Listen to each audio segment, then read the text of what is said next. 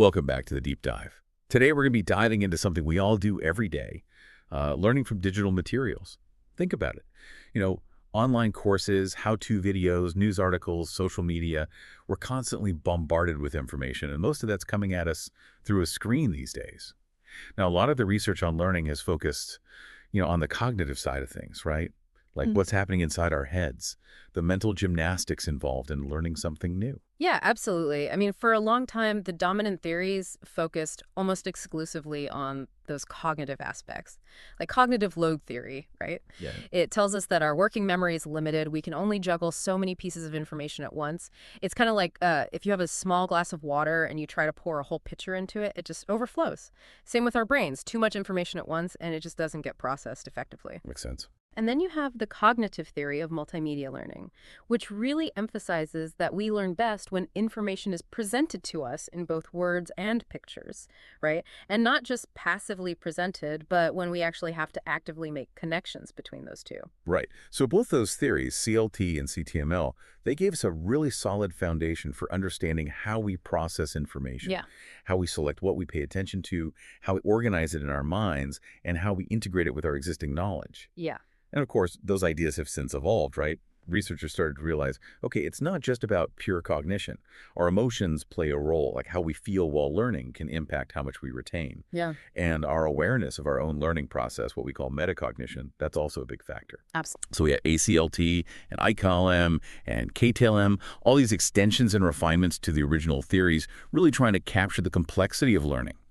But what I think is so interesting about the sources we're looking at today is this emphasis on something that's been, I think, somewhat overlooked for a long time, that learning, even in digital environments, isn't just a solo activity. There's a huge social component to it that can be incredibly influential. Yeah, I think you hit the nail on the head there. That's really the mission of our deep dive today, to explore how those social processes profoundly impact how we learn individually from digital materials.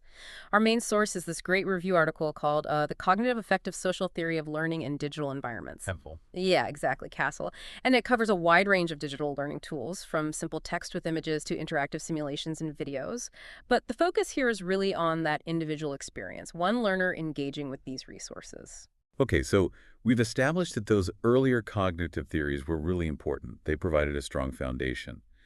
But there seems to have been a shift in thinking towards considering these social influences. What sparked that change? Well, I think it comes down to this growing realization that even when we're seemingly alone, interacting with a computer or a tablet, our brains often react as if we're in a social situation.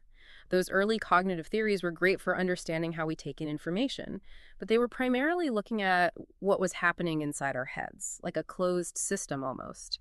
The later editions, incorporating emotions and self-awareness, were really important steps forward. But I think Castle and the research it reviews really argue that we can't fully grasp how we learn in digital spaces without taking into account these underlying social dynamics that are constantly being triggered. So even though I might be physically alone in my room watching an online lecture, my brain is still picking up on social cues and responding in a social way. Exactly. Okay, so how do these social processes sort of sneak into our solo digital learning experiences?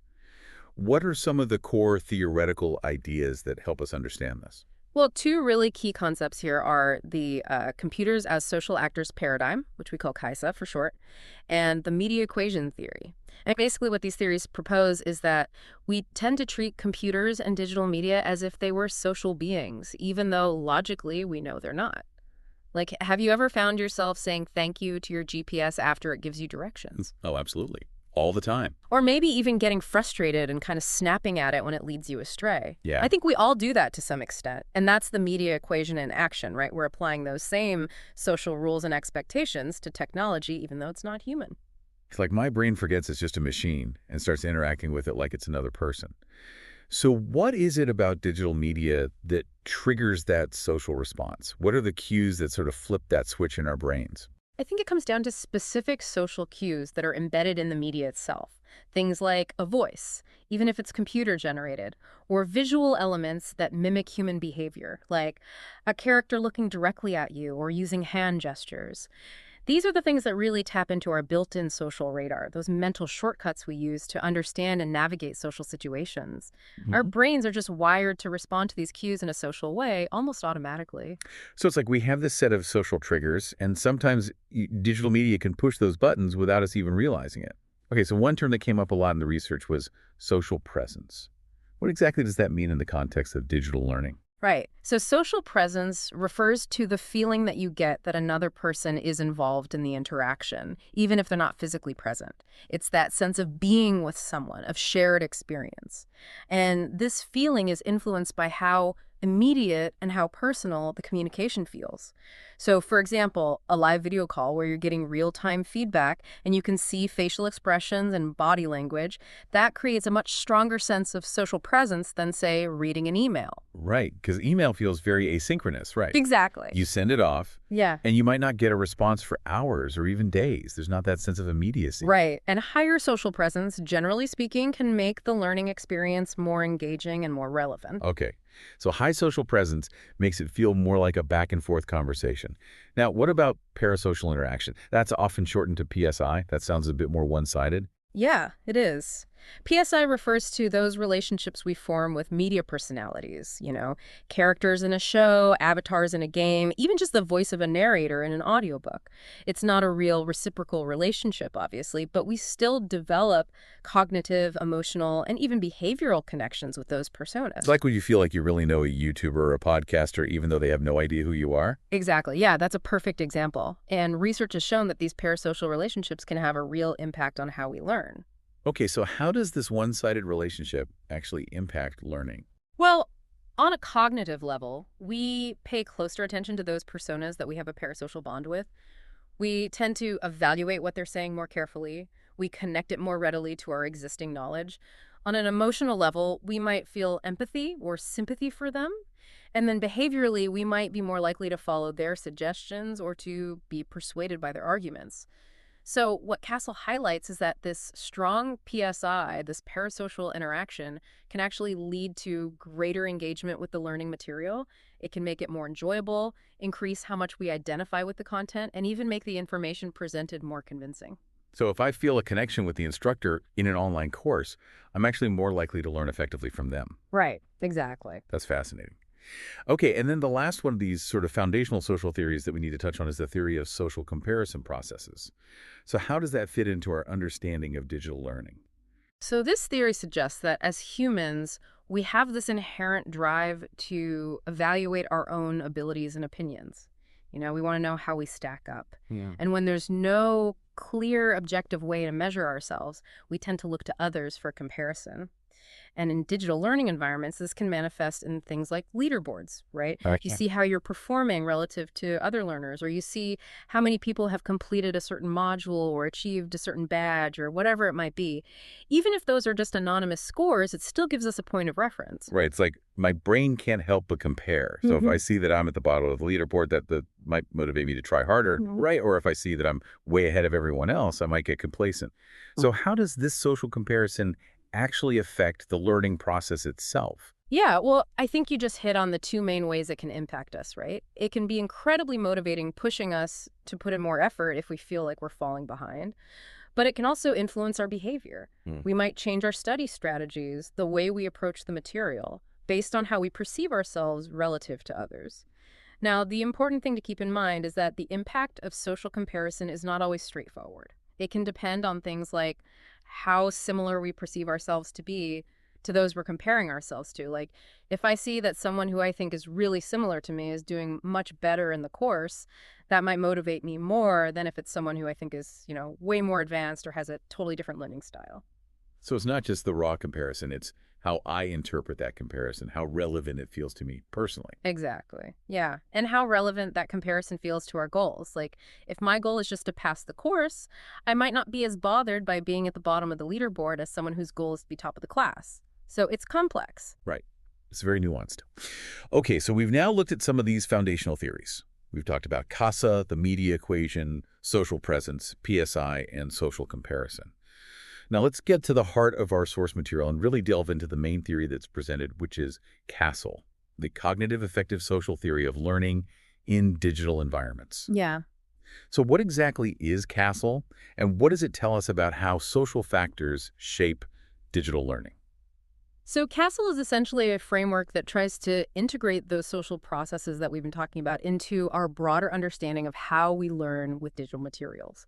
And it builds upon those earlier cognitive theories like CTML, but it adds this really crucial social layer. And the central idea here is what they call the social mediation hypothesis. Okay. Social mediation hypothesis. Break that down for me. What does that actually mean? So, in essence, it means that those social processes that get triggered by the social cues in digital learning materials, they don't just make us feel a certain way, but they actually directly influence, they mediate how we process information on a cognitive level. It's not just that a friendly avatar makes us feel good, but that friendliness actually changes how our brains take in and make sense of the information. Okay, so it's saying that like a conversational tone in an instructional video doesn't just make me like the video more, it actually changes how my brain processes the information being presented. Exactly. Yeah, you got it. And Castle kind of breaks this down into several key sub-hypotheses. So first, you have the activation hypothesis, which we already touched on a bit. This basically states that those social cues in the digital environment activate our social schemas, those mental frameworks we use to understand social situations. Right, because we talked about how our brains were kind of primed to Yeah. look for and respond to those cues. Right. And then the second one is the cognitive influence hypothesis, which really spells out that those parasocial processes directly impact those core cognitive processes of learning. Things like selecting information, organizing it in our minds, integrating it with what we already know, and then being able to retrieve it later. Got it. So social cues wake up our social understanding, and then that in turn affects how our brains handle the actual learning material. Okay, so what are the other sub-hypotheses? So the third one is the interaction hypothesis. And this one highlights that social processes don't happen in a vacuum, right? They're interacting with and being influenced by our motivation to learn, our emotional state while we're learning, and our metacognitive processes. That's basically our awareness of and control over our own learning process. So for example, if I feel a sense of connection with the person teaching an online course, that might actually boost my motivation to really pay attention to what they're saying and engage with the material more deeply. Exactly. Yeah, that's a great example. And then the fourth one is the schema influence hypothesis, which basically proposes that how strongly and how quickly those social schemas are activated depends on two main things: the strength and number of social cues that are present in the material, and how developed those schemas are in the learner's mind based on their past experiences. So the more cues there are, the stronger those cues are, and the more experience a learner has with similar social situations, the faster those social responses are going to kick in. Makes sense. So if the digital learning environment is just flooded with social cues, those are going to have a much bigger impact on my learning experience than if there are just a few subtle cues. And if I've encountered similar cues before in real life, then my brain is going to recognize them more readily and respond to them more quickly. Okay. And then the last one. Yeah, the last one is the social cue strength hypothesis. And this one focuses more on the learning material itself. And it proposes that the modality of the material, whether it's text or images or video, whether it's static or dynamic, and how interactive it is, all of those factors influence how strongly the social cues in that material can actually activate our social schemas. So generally speaking, dynamic and interactive media are going to be more effective at conveying those social cues than just static text on a screen. Right, exactly. Okay, so Castle provides this, really comprehensive framework for thinking about how social elements that are built into digital learning materials can really shape how we learn. But I noticed in the outline we also had this idea of combining cognitive and social processes. So how do these different perspectives kind of work together to give us a more complete understanding of digital learning? Yeah, well, I think it's important to remember that Castle isn't operating in isolation, right? It connects with and builds upon other theories that also kind of bridge that gap between the cognitive and the social. So, for example, you have social constructivist theory, which emphasizes that knowledge is constructed through social interactions. So, even if I'm learning by myself, the way that information is presented and structured might reflect certain social norms or ways of thinking that I've internalized. Right, so the information itself, even if it's just facts and figures, might be framed in a way that assumes a certain social context or a shared understanding. Exactly, yeah. And then you have social cognitive theory, which highlights that a lot of learning happens through observing and modeling others. So even in a digital environment, if I'm not directly interacting with other learners, I might be watching a virtual tutor solve a problem or observing simulations of social interactions. And both of those can influence my own learning. So the digital tool itself can almost act like a social influence on us. Right, exactly. And this leads into this idea of socially situated cognition, which argues that learning isn't just this internal mental process, but it's really embedded in our actions, our interactions with others, and the resources that are available in our environment, including those digital resources. So that digital learning environment becomes part of that social context, even if it's not a real-world physical space. Exactly, yeah. It kind of becomes a partner in the learning process. Okay. And then in the outline, we also had these terms social facilitation and social inhibition. So how do those concepts fit in here? Right. So these terms really relate back to the idea of social presence that we talked about earlier. Social facilitation refers to the phenomenon where our performance on a task actually improves just because we feel like other people are present. And this can happen even when those other people are just digital representations. So even if it's just an avatar or a virtual character, my brain still registers that presence and it can actually make me perform better. Yeah, exactly. And it's often explained by the idea that the perceived presence of others increases our arousal levels. Like we get a little bit more amped up, or it makes us more self-aware, so we're more conscious of how we're performing. Now, the flip side of that is social inhibition, which is where our performance actually suffers when we feel like we're being observed or evaluated. Oh, interesting. And the complexity of the tasks seems to play a big role here. So for really difficult or challenging tasks, feeling like we're being watched can sometimes make us more anxious and actually hinder our performance.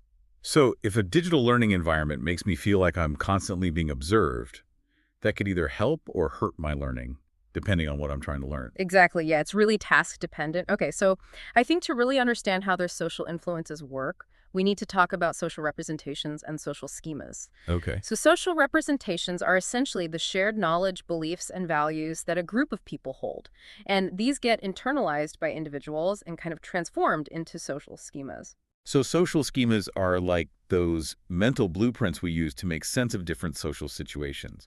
Like if I go to a restaurant, I have a schema for how I'm supposed to behave, what to expect from the waiter, how to order, all of that. Exactly, you got it. And in the context of digital learning, even environments that don't seem explicitly social can still activate those schemas. Because even the design of a website or the language used can convey certain social norms or expectations. Right. And then there are more specific types of social schemas, like self-schemas, which is how we view ourselves, and collaboration scripts, which are our expectations for how teamwork should unfold. And all of these can influence how we understand information and behave, even when we're just interacting with a digital learning tool. Okay, so all of our pre-existing social understanding, even stuff that's operating below our conscious awareness, can shape how we experience digital learning. Absolutely, yeah. Okay, so let's get into the specifics now of how social cues actually manifest in different types of digital learning materials. Let's start with static verbal materials, just text on a screen. What are some of the social cues that we might encounter there? Well, one really important social cue is personalized language, Okay, which leads to what we call the personalization effect. so instead of saying learners should consider the following steps, it's more effective to say you should consider these steps. Exactly. Why is that little tweak so impactful? Well, the idea is that that direct address, that use of you and your, activates those self-schemas that we talked about. So it makes the content feel more relevant to the learner, more interesting, easier to kind of connect with on a personal level. So it's like the material is speaking directly to me. It's not just some abstract concept out there. Exactly. Now, is that always effective? Or are there times when that kind of personalization might not be as beneficial? Yeah, that's a good question. So it's not a one-size-fits-all solution.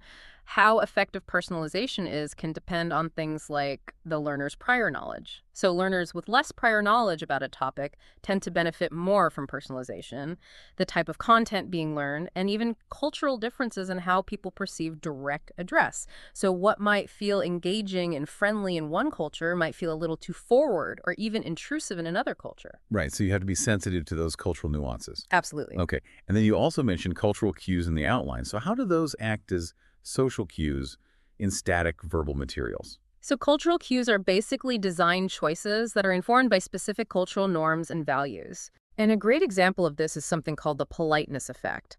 Studies have shown that when instructions and feedback are phrased politely, rather than in a very direct or blunt way, learners tend to perform better. And this really aligns with politeness theory from social psychology, which Hmm. basically says that we all have this desire to maintain a sense of respect and face in social interactions, even when those interactions are with digital systems. Right, because even though it's just a computer program, I still don't want to feel like I'm being talked down to or insulted. Exactly. And so by being polite in those digital learning environments, it can make the learner feel more comfortable, more engaged, more willing to take risks and experiment. Now, it's worth noting that this effect tends to be stronger in cultures that place a high value on indirect communication and politeness. So again, that cultural context is really important. It's like you said before, what works well in one culture might not translate as effectively to another culture.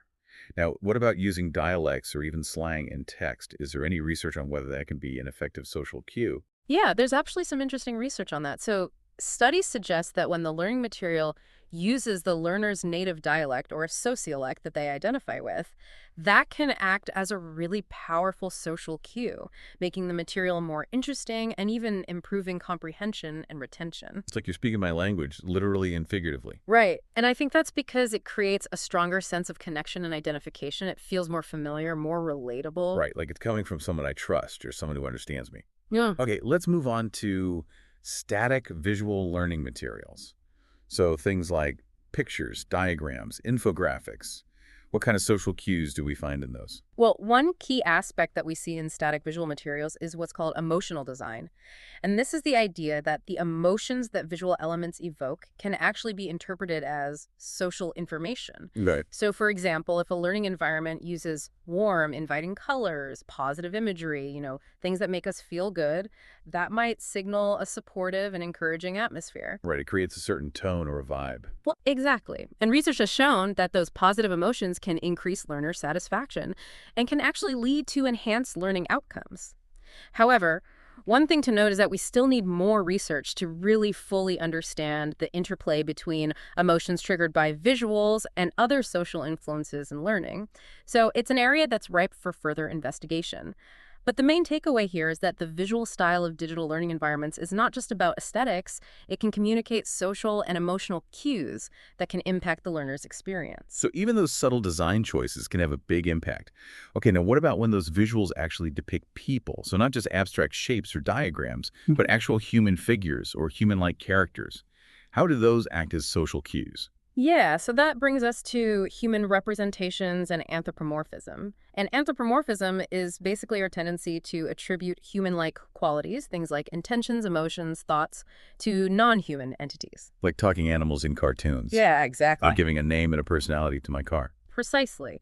And when we encounter human-like forms in learning materials, it automatically triggers our social processing mechanisms. And this can have a number of effects. It can increase how much we care about the learning material, how much we trust the information being presented. It can enhance that sense of social interaction, even if it's just with a digital representation.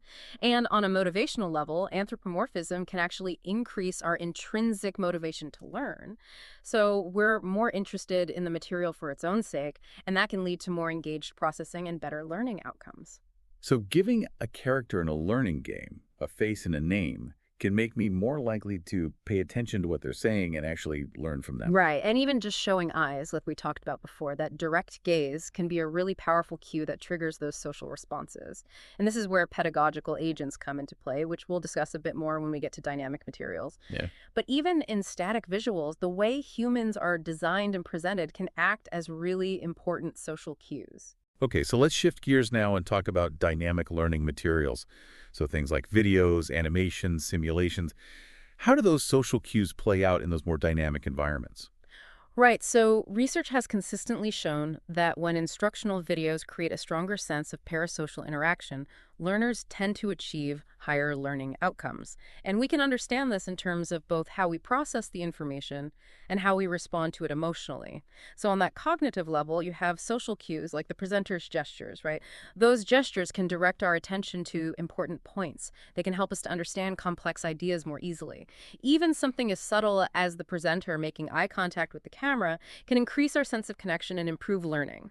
And then on an emotional level, forming that bond with the presenter, even if it's just that one-sided parasocial relationship, can really boost our engagement and motivation to learn. So it's not just what's being said in the video, but how it's being presented, the nonverbal cues that the presenter is giving off Mm. that can really impact my learning. Exactly. Yeah, all of those subtle social cues play a role. And that's something that I think a lot of people who create instructional videos maybe don't always think about, but it's really important. Absolutely. And that leads into something we call the voice principle, which applies specifically to auditory messages. And this principle suggests that the spoken content in digital learning materials should be delivered in a natural conversational tone. And things like highly distorted voices or strong, unfamiliar accents should be avoided. And this really ties back to that personalization principle that we talked about earlier. It's about making the speaker feel more relatable, more human, more trustworthy. Right, because if the voice sounds too robotic or artificial, it's harder to connect with it on a social level. Exactly. And the way someone speaks, their rhythm, their intonation, their emphasis, all of those things can convey enthusiasm. They can even shape how we perceive their personality and their credibility. And while research has shown that perceived trustworthiness of the speaker doesn't always directly translate to better learning outcomes, things like the speaker's enthusiasm and a clear, pleasant voice quality, those have been shown to improve learner engagement and satisfaction. So there's definitely something to be said for having a good voice. Right, like a monotone voice is just going to lull me to sleep, Hmm. whereas a more dynamic and engaging voice will keep me interested. Exactly. Now, what about actual physical movements in dynamic media? Right. We talked about gestures in the context of videos, but are there other types of movements that can act as social cues? Yeah, absolutely. So movements are incredibly powerful triggers for social cues. And we talked about gestures, especially those that point to or illustrate important information. Those can be really effective for enhancing learning. Right, because it's like they're guiding my attention to the key points. Exactly. And even subtle eye movements, like if you have a virtual instructor and their eyes move to focus on a particular part of the screen, that can actually be beneficial for learners. And then the act of the instructor drawing or creating visualizations live, that can also be really helpful. It fosters that sense of being actively guided through the material. So it's more engaging than just looking at a static image. Right, exactly. And beyond specific gestures, our overall body language, what we call kinesics, things like head movements, facial expressions, posture, all of those things can influence how we perceive the presenter in terms of their approachability, their believability, their trustworthiness. So all of those dynamic cues, the gestures, the eye contact, the voice, they all kind of work together to create a stronger sense of social presence and parasocial interaction, which ultimately leads to better learning. Exactly. Yeah, they all contribute to that overall social experience. Now, you mentioned pedagogical agents earlier, and I know those can be used in both static and dynamic learning materials. Yeah. So how do they fit into this landscape of social cues? Right. So pedagogical agents are essentially computer-generated characters that are designed to fulfill some kind of instructional role. Okay. They can demonstrate tasks, they can provide feedback and guidance, they can be sources of information, they can even administer assessments. And research has shown that on average, they can have a small but significant positive effect on learning. So they can be a useful tool. Yeah, definitely. But the key is that creating effective pedagogical agents is a complex process. And there's a lot of ongoing research trying to understand which design elements make them most effective. Hmm. Things like their visual appearance. Should they be more realistic or more cartoonish? What kind of voice should they have? Should they be very expressive with their movements and gestures or more subdued? How should learners be able to interact with them? All of those are really important considerations. So it's not just about slapping a cartoon character on the screen and calling it a pedagogical agent. Yeah. There's a lot of thought and research that goes into designing them effectively. Now, what happens when we move into interactive learning materials? So things like games, simulations, virtual environments, where the learner can actually interact with the digital world. How do social cues work in those contexts? Yeah, so interactive media open up a whole new range of possibilities for incorporating social cues. And one area where we see this really clearly is in how social comparison gets triggered. So interactive elements like leaderboards, progress bars, simulations where you're competing against virtual opponents, all of those things can activate those social comparison processes that we talked about earlier and can really influence the learner's motivation and behavior. Right, because now it's not just comparing myself to some abstract average. I'm actually seeing how I stack up against other learners in real time. Exactly. And for some learners, that can be really motivating, right? It pushes them to try harder, to improve their performance. Mhm. But for other learners, it can actually be anxiety provoking or lead them to focus more on just winning or getting ahead rather than on actually understanding the material. Right, because the goal becomes to beat the other players rather than to master the content. Exactly. So designers of interactive learning materials really have to be mindful of that and think carefully about how they incorporate those competitive elements. Okay, what about social cues in the feedback that we receive in interactive environments? Because now the feedback is not just coming from, a static piece of text. It's often coming from the system itself or from a virtual character. Right. So feedback is a really powerful social cue, especially in interactive environments. And when that feedback is detailed and personalized, it can actually make the system or the virtual agent seem more human-like, more credible. And that can activate those social schemas that we talked about earlier and lead to greater learner engagement. However, feedback can also be a double-edged sword. If it's not designed carefully, it can be distracting, or it can even feel overly critical or discouraging. Right, like if the feedback is too harsh or too vague, it might make me feel like I'm not good at this. And that could actually discourage me from continuing. Exactly. Yeah. So there's a lot of research being done on how to design feedback effectively to maximize its benefits and minimize those potential negative effects. Okay. Now, you also mentioned more complex social cues in the outline. So what are some examples of those in interactive environments? Yeah, so beyond those simple comparisons and feedback mechanisms, interactive media can present learners with more complex social situations. So things like discrepancies in information, different viewpoints, or even scenarios where they have to collaborate or negotiate with virtual characters or agents. And these more nuanced social cues can actually drive deeper learning by challenging our existing understanding and sparking what we call epistemic curiosity. Epistemic curiosity. That sounds interesting. What is that exactly? So, epistemic curiosity is basically a desire to learn more in order to resolve a conflict or an inconsistency in our knowledge. Okay, so if I encountered two conflicting pieces of information, that might make me want to dig deeper and figure out which one is correct or how they can both be true. Exactly. Yeah. And there's a theory called conflict elaboration theory that suggests that when we encounter these different perspectives or conflicting viewpoints, even in a seemingly solo digital environment, it can lead to more critical thinking and better retention of the information. So being presented with multiple answers or perspectives within an interactive module can actually make me think more deeply about the material and understand it at a deeper level. Right. Because it forces you to kind of reconcile those different viewpoints and figure out what you believe. That's fascinating. Okay, so are there any other types of complex social cues that we should be aware of? Yeah. So we also have what are called group awareness processes. And this refers to a learner's awareness of the social environment, even if it's a digital environment. So social cues in the interface can give us information about other learners, things like their progress, their opinions, what they're working on. And this awareness can influence our own perspective and how we evaluate our own performance. Right, because even if I'm not directly interacting with those other learners, just knowing that they're there and seeing what they're doing can still impact my own learning experience. Absolutely.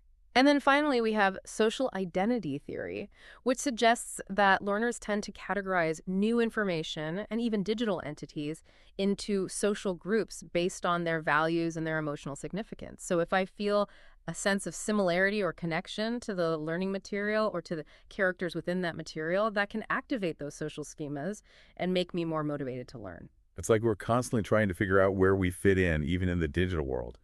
Okay, so we've covered a lot of ground here. We've talked about all sorts of ways that social processes can influence digital learning. But the review article also points out some limitations of the castle.